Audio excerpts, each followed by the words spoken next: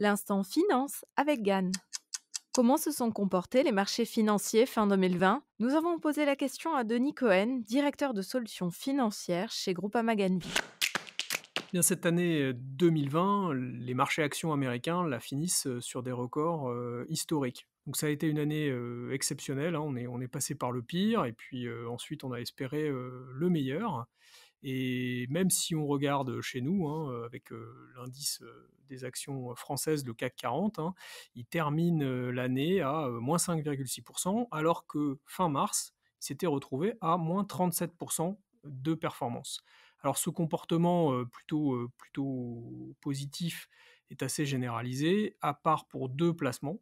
Le premier c'est le pétrole, hein, qui a passé une année, avec un résultat de -21 et le deuxième c'est le dollar américain qui a baissé, hein, par rapport à l'euro puisqu'il a baissé de -8.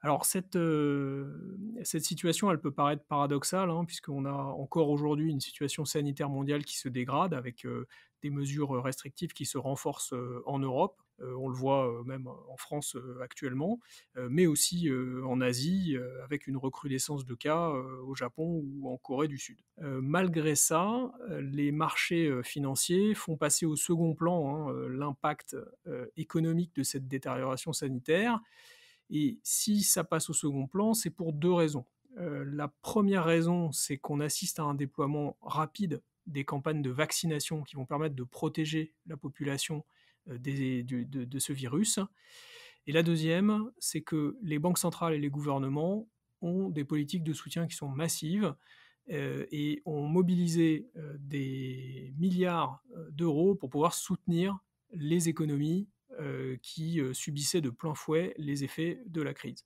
Ce qui veut dire que les taux vont rester bas et que les États vont pouvoir financer cette relance économique. Merci à Denis Cohen, directeur de solutions financières chez Groupama Ganvi.